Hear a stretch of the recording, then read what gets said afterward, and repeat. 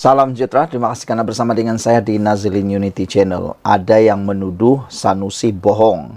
Ada yang menuduh Sanusi temberang saja. Ada juga yang menuduh betulkah Sanusi mempunyai bukti. Ini kerana Sanusi kata mereka banyak kali dah berjanji-janji demi janji tapi tak pernah tunai kata mereka berkait banyak perkara lah. Kali ini Sanusi pula dituduh mungkin menipu hanya kerana tidak mahu buat laporan SPRM. Ada netizen kata, betulkah Sanusi mempunyai bukti? Ini apabila Sanusi kata, dia akan buat laporan SPRM bila tiba masanya. Apa yang nak dilapor oleh Sanusi itu? Ini ceritanya. Menteri Besar Kedah, Datuk Seri Muhammad Sanusi Maknor bersedia menyahut cabaran Naib Presiden Parti Keadilan Rakyat PKR, Rafizi Ramli supaya membuat laporan berhubung dakwaan kononnya berlaku rasuah melibatkan ahli PKR dan DAP hingga menjejaskan rancangan pembangunan negeri. Itu sebabnya netizen kata kalau betullah Rafizi mempunyai bukti itu apa nak tunggu lagi, cepat-cepatlah buat laporan kata mereka. Ini waktunya untuk menjatuhkan mereka kata mereka.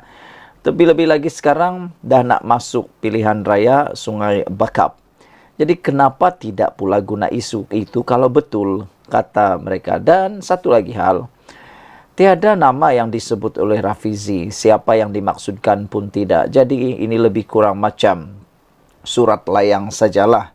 Boleh cakap gantung-gantung, jadi tiada orang yang boleh menyaman Sanusi, tiada orang yang boleh menyentuh Sanusi kerana tidak menyentuh sesiapa hal tersebut. Dengan kata lain, macam surat layang lah. Dengan kata yang lain, pengecutlah. Tidak beranilah kata mereka. Walau bagaimanapun, Sanusi kata dia akan membuat laporan SPRM bila tiba waktunya. Tegas Sanusi, laporan SPRM hanya akan dilakukan apabila tiba masanya nanti. Nak tanyalah Sanusi kan, bila waktunya yang dimaksudkan itu? Yang tepat waktunya itu bila? Jangan-jangan sampai bila-bila pun tiada waktu yang tepat. Itu yang ditakutilah. Sanusi berkata beliau tidak membuat laporan SPRM buat masa ini bagi membiarkan pihak terlibat berseronok terlebih dahulu. Inilah Sanusi kadang-kadang hanya bikin panas lah, membuat isu-isu kontroversi, membuat perkara-perkara yang meragukan. Benar atau tidak pun kita tak tahulah. Nama pun tiada, orang pun tiada, di mana pun tiada, yang hanya dia cakap begitu-gitu sajalah. Bagi galak seronok dulu, terkinja-kinja, lompat-lompat dan terjun telaga apa dahulu. Dan selepas itu saya akan buat laporan, kata Sanusi. Kalau saya buat laporan sekarang, maka mereka tidak ada kenalah, kata Sanusi lagi. Tambah beliau ingin membiarkan pihak terbabit, leka dan lalai dalam perkara itu terlebih dahulu sebelum membuat laporan berkaitan. Ada netizen kata, yang menakutkan kalau bukan orang yang kena lapor, orang lain pula yang dilapor. Takut-takut macam itulah. Sebelum ini, media melaporkan Rafizi mencabar Sanusi membuat laporan berhubung dakwaan dibuat Menteri Besar Kedah itu, kononnya berlaku rasuah hingga menjejaskan pembangunan negeri itu. Ada orang katalah, penganalisis politik kata, Sanusi dah mula menuding jari kepada orang lain. Pembangunan terjejas di negeri Kedah, tak nak tuding diri sendiri, tuding salahkan orang lain. Projek-projek mega dulu yang tak siap-siap itu, nah, apa yang dia kata itu projek swasta. Cuba membuat tanggungjawab itu kepada orang lain pula. Rafizi berkata, sekiranya benar dakwaan dibuat Sanusi itu, maka pemimpin PN itu perlu membuat laporan SPRM. Dalam perkembangan lain, Sanusi menegaskan beliau ikhlas membuat tawaran untuk menjual air terawat kepada Pulau Pinang. Tapi dah dikata pun, kata bekas Menteri UMNO dulu, dia kata, macam mana nak jual air ke Pulau Pinang kalau air Kedah sendiri pun tak cukup, masalah air di Kedah pun tak cukup, di Langkawi tak cukup, kata beliau. Tambahan pula, Pulau Pinang kata, kalau nak bantu tu, selesaikan dulu rumah sendiri, masalah rumah sendiri, baru nak bising-bising selesaikan masalah orang, kata Ketua Menteri Pulau Pinang. Sekian untuk kali ini. Jangan lupa tinggalkan komen Anda, tekan butang subscribe. Kita jumpa lagi. Bye-bye. Salam sejahtera. Ada orang kata, habislah Rosmah Mansur, bankruptlah Rosmah Mansur, muflislah Rosmah Mansur, kata mereka.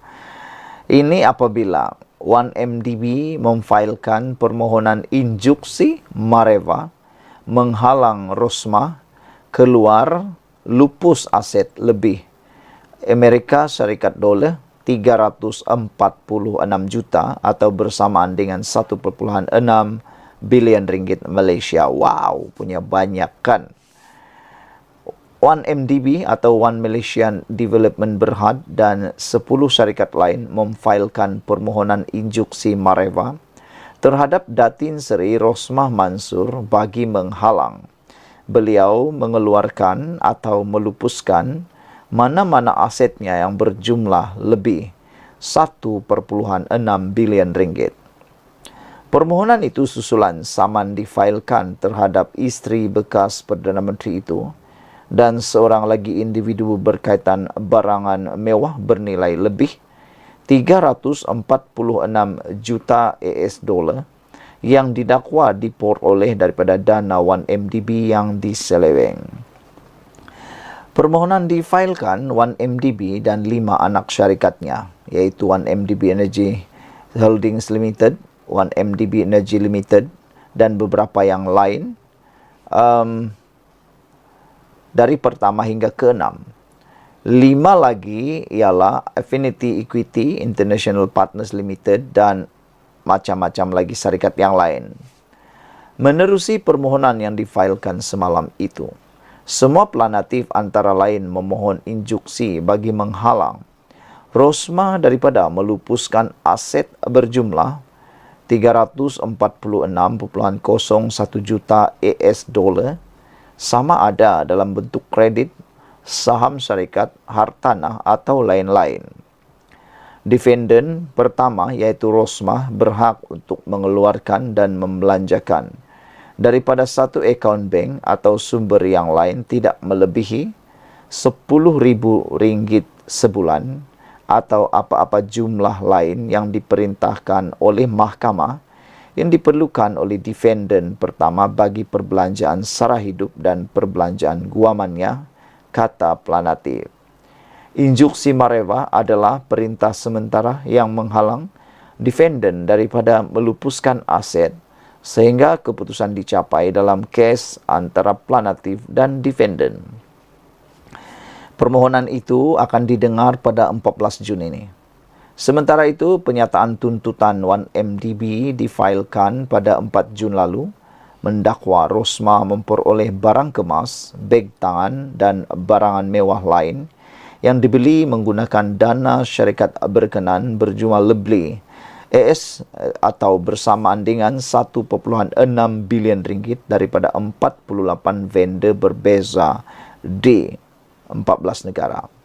Vendor terbabit ialah daripada British Virgin Island 1, Hong Kong 9, India 4, Indonesia 2, Itali 3, Lubnan 3, Mauritius 1, Panama 1, Singapura 1, Thailand 2, Emirat Arab Bersatu 7, Turki 2, United Kingdom 2 dan Amerika Syarikat 7. Manakala lokasi 3 lain lagi tidak diketahui. Pernyataan tuntutan itu difailkan selepas hampir 4 minggu writ saman terhadap Rosmah dan Sabnam Naraidaswani, juga dikenali sebagai Natasha Mirpuri, difailkan syarikat berkenan pada 9 Mei lalu di Mahkamah Tinggi di sini.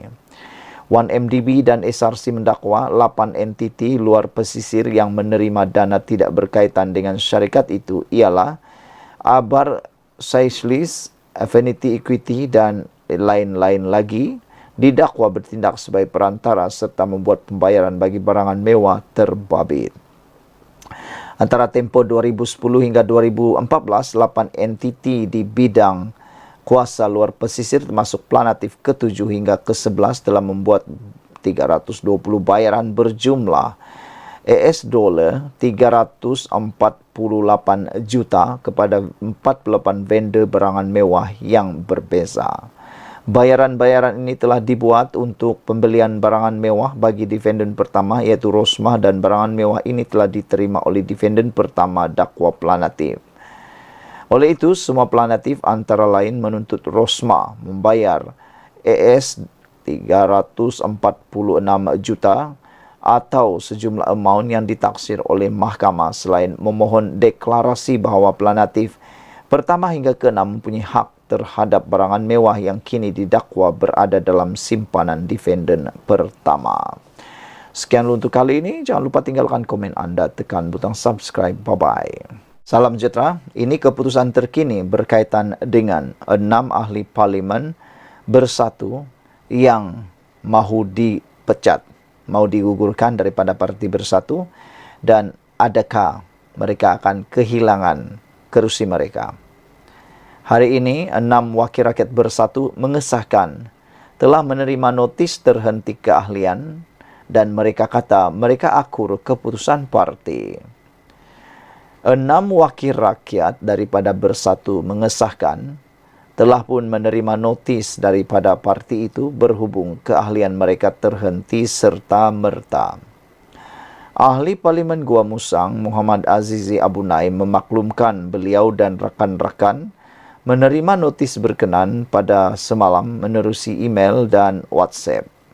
Beliau turut berlapang dadah dan akur dengan keputusan parti. Namun surat itu adalah pemecatan keahlian semata-mata, tidak terkait dengan pengosongan kerusi. Jadi saudara-saudara sekalian, ada netizen kata, kalau ikut akta anti lompat parti, pemerhati politik kata kalau itu akta lompat parti, bolehlah kata, memang benar 6 ahli parlimen ini tidak lompat parti, tapi mereka dipecat. Kalau dipecat, maksudnya mereka kini menjadi wakil rakyat bebas dan mereka bebas memilih mana-mana parti politik untuk mereka sertai atau tetap menjadi bebas. Dan ada netizen kata dan juga penganalisis politik kata mereka mahu mencadangkan supaya 6 ahli parlimen ini, ahli politik ini, apa kata kalau mereka bergabung membentuk satu gagasan ataupun satu parti baru, menjadi pula kingmaker, kata mereka, daripada susah-susah ikut parti yang lain, lebih baik mereka membentuk geng mereka sendiri. 6 tu kan ada banyak, sedangkan parti muda pun ada satu saja, parti warisan pun ada berapa saja kerusi parlimen, parti PDM di Sabah pun berapa saja pun boleh. Apakan pula ada 6, kata mereka. 6 tu cukup banyak dah, boleh membantu dan boleh menjadi mastermind ataupun kingmaker. Ahli Parlimen Gua Musang, Muhammad Aziz Abu Naim, memaklumkan beliau dan rakan-rakan menerima notis berkenan pada semalam menerusi email dan WhatsApp. Beliau turut berlapang dadah dan akur dengan keputusan parti, namun surat itu adalah pemecatan semata-mata. Kami 6 masing-masing terima notis pagi semalam. Saya sendiri terima notis dan email jam 11 pagi, katanya. Menerusi surat berkenan, alasan pemecatan kami adalah kerana tidak patuh kepada notis pertama yang diminta oleh pihak parti. Saya juga ada merujuk notis berkenan kepada peguam dan notis itu hanya berkaitan pemecatan ahli serta tiada keperluan untuk mengosongkan kerusi, katanya ketika dihubungi. Terdahulu, Bersatu menyerahkan notis terhenti secara serta-merta kepada 6 wakil rakyat yang didakwa melakukan ketidakpatuhan mengikut pasal 10.4 Perlembagaan Parti itu. Setiausaha Agung Datu Seri Hamzah Zainuddin dilaporkan berkata, notis berkenan selaras arahan Majlis Pimpinan Tertinggi MPT Bersatu yang bermesyuarat Jumaat lalu. Mengulas lanjut, Muhammad Azizi berkata, susulan pemecatan keahlian itu, beliau dan rakan-rakan kini wakil rakyat bebas. Malah jika ada yang mengaitkan saya perlu mengosongkan kerusi, perlu diingat, walaupun saya sebelum ini dari Bersatu, saya bertanding atas logo PAS dan menerima tikah juga dari PAS. Justru saya masih berpandangan kedudukan saya sebagai ahli parlimen dan ahli Dewan Undangan Negeri ADUN masih kekal, katanya lagi. Sekian dulu untuk kali ini. Jangan lupa tinggalkan komen Anda, tekan butang subscribe. Bye-bye. Salam sejahtera. Pengakuan Tun Mahathir Mohamad berkait dengan isu kes Batu Putih paling mengejutkan kita. Mahathir baru-baru ini telah dikenakan sapina supaya menghadirkan diri untuk memberikan keterangan dalam kes Batu Putih. Hari ini, Mahathir kata, kes Batu Putih lemah, kita tiada peluru untuk menang. Kelihatannya daripada kenyataan Tun Mahathir ini seperti seakan-akan sudah menyerah kalah, berserah sepenuhnya dan tidak mahu lagi berjuang. Saudara-saudara sekalian, Tun Dr. Mahathir Mohamad menafikan membuat keputusan sendiri dalam kes membabitkan Batu Putih sehingga Malaysia kehilangan lokasi itu. Sebaliknya, ia diputuskan oleh Kabinet pada 2018. Bekas Perdana Menteri itu berkata, pihaknya hanya memberikan pandangan untuk tidak meneruskan kerana pakar dan peguam berpendapat ia adalah suatu kes yang lemah untuk Malaysia. Kata Tun Mahathir, saya tidak membuat keputusan secara bersendirian. Sebaliknya, hanya memberikan pendapat bahawa Malaysia tidak patut meneruskan kerana ia adalah kes yang lemah dan kita tidak mempunyai peluru untuk menang. Itu pendapat Tun Mahathir. Walaupun sebagai Perdana Menteri, saya ada kuasa, tetapi saya memilih untuk tidak membuat keputusan. Sebaliknya, ia diputuskan Kabinet dan kita perlu menghantar keputusan kepada Mahkamah Keadilan Antarabangsa pada 8 Jun 2018, katanya pada sidang media hari ini. April lalu, Menteri di Jabatan Perdana Menteri Undang-Undang dan Reformasi Institusi, Datuk Seri Azalina Wan Said dilaporkan berkata, Perdana Menteri ketika itu, iaitu pada tahun 2018, yang membuat keputusan sembunyi-sembunyi adalah individu yang bertanggungjawab, menyebabkan Malaysia kehilangan Batu Putih dalam proses rayuan di Mahkamah Antarabangsa. Datuk Seri Ismail Sabri Yaakob pada tahun 2022 yang ketika itu menjawat jawatan Perdana Menteri mengakui kemungkinan terdapat kecuaian dan kekhilafan Dr. Mahathir sehingga Malaysia terlepas peluang untuk memfailkan permohonan semakan terhadap keputusan penghakiman ICJ pada tahun 2008. Pada 2008, ICJ memutuskan Batu Putih adalah milik Singapura. Pada masa sama, Dr. Mahathir berkata pihaknya menyifatkan tuduhan dibuat Azalina adalah karut kerana Kabinet ketika itu termasuk Datuk Seri Dr. Wan Azizah Wan Ismail ketika itu, Timbalan Perdana Menteri serta beberapa menteri yang masih berkhidmat kini tidak menentang idea terbabit.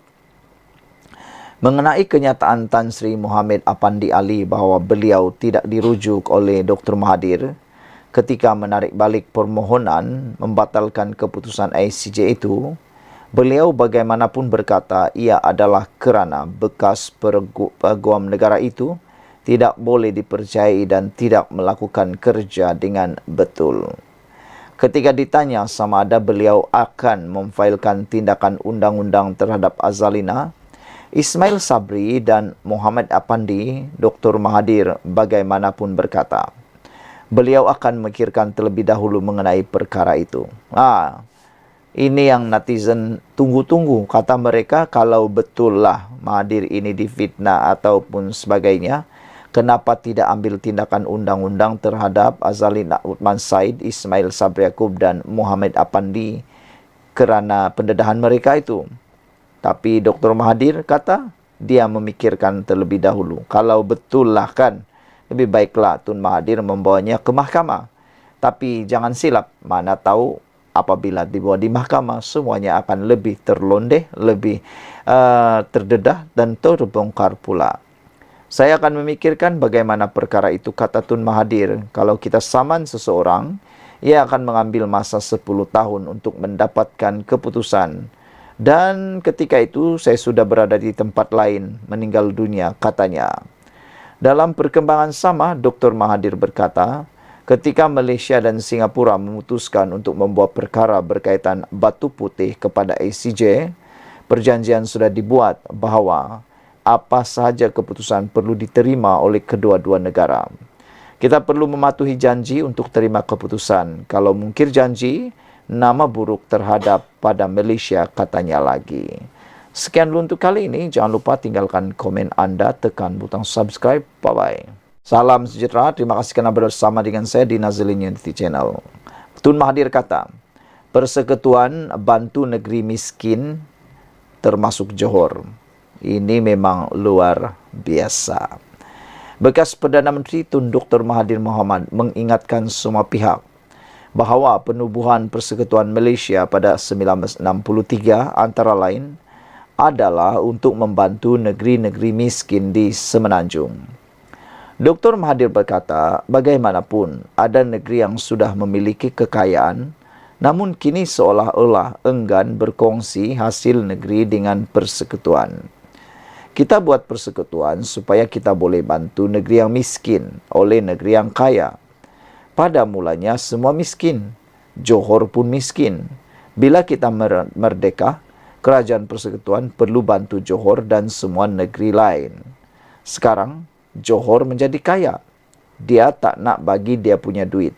Itu tak bolehlah, kata Mahathir. Sarawak pun bukan dia sampai tak bagi duit. Dia cuma minta sikit je, kita bagi, katanya pada sidang media di sini hari ini. Sebelum ini, media melaporkan, pemangku Sultan Johor, Tunku Ismail Sultan Ibrahim, menitahkan kerajaan melakukan reformasi pada sistem persekutuan dan Johor perlu dilayan sebagai rakan kongsi. Tunku Ismail juga mencadangkan parti politik di Johor bersatu dan dikenali sebagai Gabungan Bangsa Johor bagi menjamin kepentingan negeri seperti mana yang dilakukan Sarawak untuk berunding lebih berkesan dengan persekutuan. Dr. Mahathir berkata, Johor tidak mungkin menjadi sebuah negeri yang merdeka jika enggan menyertai persekutuan pada 1963. Kata Mahathir, Johor adalah negeri pertama yang menghantar dan menandatangani perjanjian McMichael kepada British. Tanpa negeri lain, Johor akan jadi koloni. British bukan jadi negeri merdeka. Dia koloni Britain, kata Mahathir lagi. Tentunya pengakuan dan juga jawapan Mahathir ini akan menjadi satu polemik yang sangat besar. Belum tahu lagi apa reaksi daripada TMJ, Tunku Mahkota Johor, iaitu Tunku Ismail, apabila Mahathir jawab seperti ini. Mungkin baginda mempunyai pendapat yang sendiri. Dan lebih menarik ialah idea ataupun cadangan daripada Tunku pemangku Sultan Johor, Tunku Ismail Sultan Ibrahim, yang menitahkan kerajaan melakukan reformasi dan cadangan baginda supaya parti politik di Johor bersatu dan dikenali sebagai Gabungan Bangsa Johor bagi menjamin kepentingan negeri seperti mana yang dilakukan Sarawak untuk berunding lebih berkesan dengan persekutuan. Di Sabah dan di Sarawak sudah ada gabungan parti yang mewakili parti-parti tempatan. Kalau di Sarawak ada Gabungan Rakyat Sarawak. Di Sabah pula ada Gabungan Parti Sabah, GPS dan GRS. Gabungan Rakyat Sabah dan juga Gabungan Parti di Sarawak ini semua dilihat mempunyai lebih kekuasa, lebih pengaruh untuk mendapatkan layanan seperti yang dikatakan oleh Sultan Ibrahim, dikatakan oleh Tunku Ismail bahawa kerajaan melakukan reformasi pada sistem persekutuan dan Johor perlu dilayan sebagai rakan kongsi. Ini satu isu yang paling panas. Kita tunggu apa pula reaksi TMJ selepas ini. Kita jumpa lagi. Bye-bye. Salam sejahtera. Ini paling panas hari ini. SPRM merampas duit berjumlah 4,4 juta. Wow. Jika dipikir-fikirkan ini, saya dapat memberikan satu imajinasi, dapat membayangkan. Kalaulah duit itu dalam bentuk tunai, mungkin ianya berada di mana-mana, bertimbun, bertabur di sana-sini. Kalau Anda masih ingat lagi, dulu ada kes yang pernah berlaku. Apabila diserbu SPRM, dikatakan uang itu ada di mana-mana. Di almari ada, di kabinet ada, di peti-peti ada, di mana-mana duit. Dan bila dihitung, lebih 100 juta. Tak tahulah nak buat macam mana kalau duit begitu banyak. Berapa hari dikira hari itu pun saya tak ingat. Anda mungkin boleh cari maklumat tersebut. Tapi yang menariknya hari ini, 11 orang pegawai kastam telah ditahan. Berpunca daripada sindiket seludup, yang mana SPRM turut merampas duit sebanyak 4,4 juta. Hebatnya SPRM sekarang melakukan tangkapan dan juga penyitaan dan juga rampasan.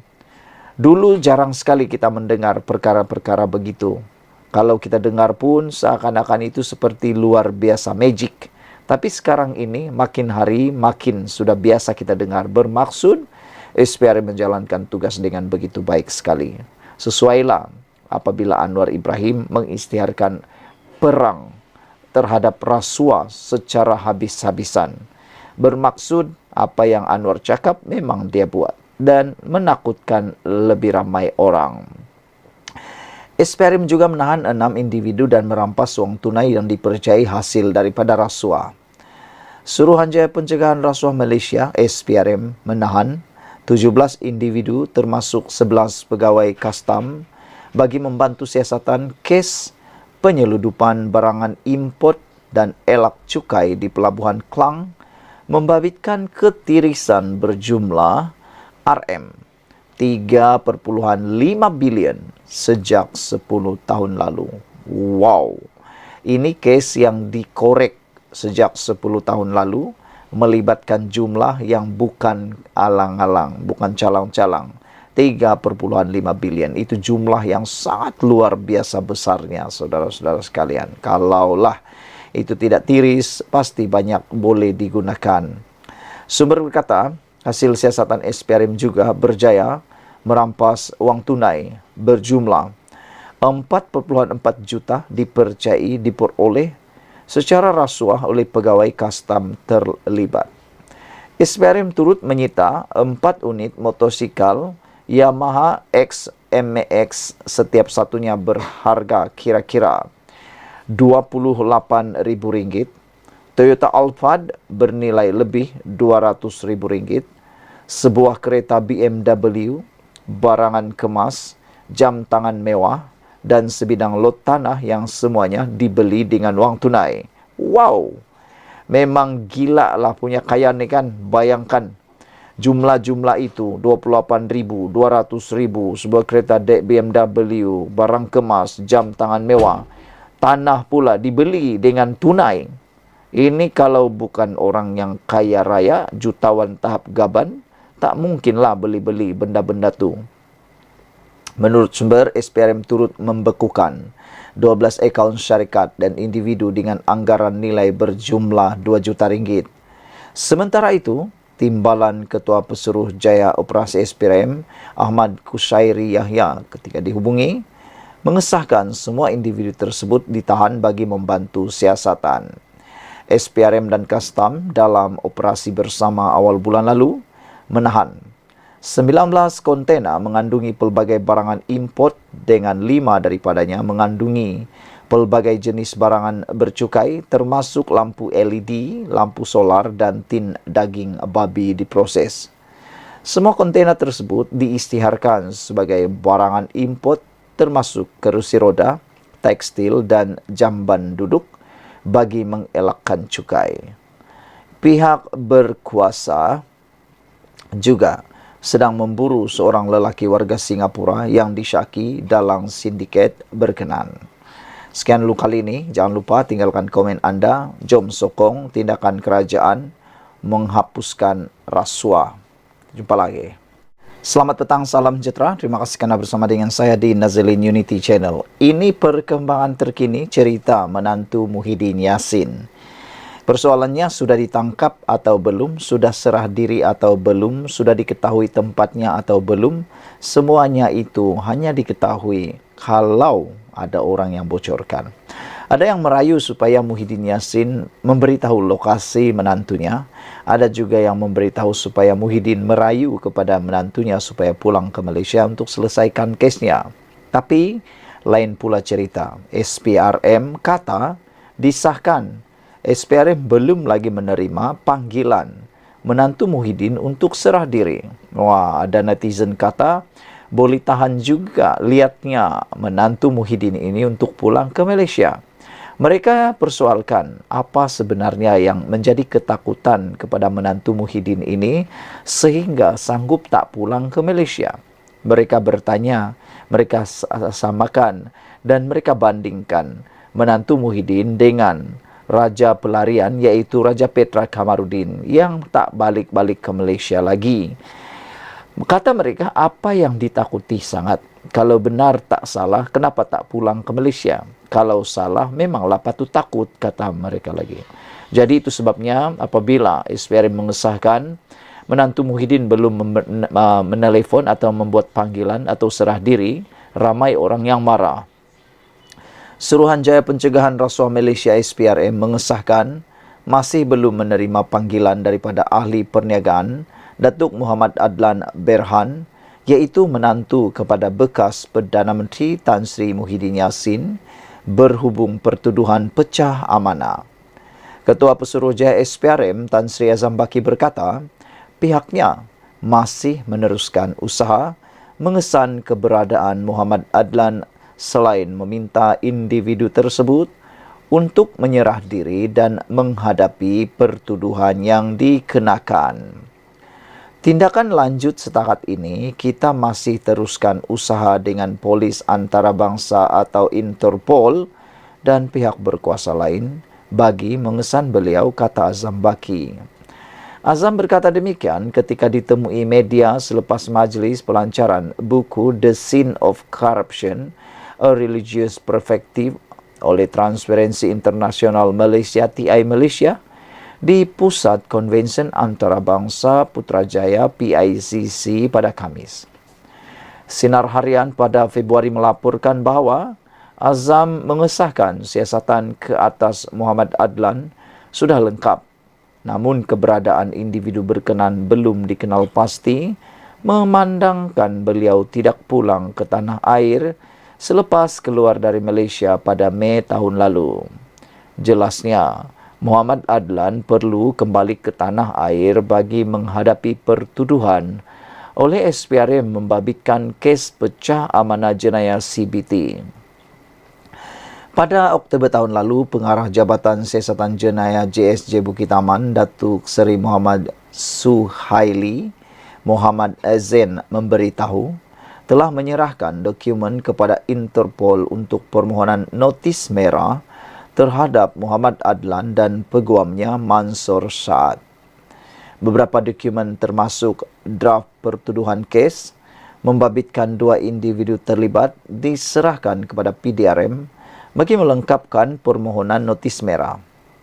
Tindakan memanggil Muhammad Adlan dilakukan oleh SPRM membabitkan kes penyelewengan projek pendaftaran, pengambilan dan penyimpanan biometrik pekerja asing bagi sebuah kementerian. Sekian dulu untuk kali ini. Jangan lupa tinggalkan komen anda, tekan butang subscribe. Kita jumpa lagi. Bye-bye.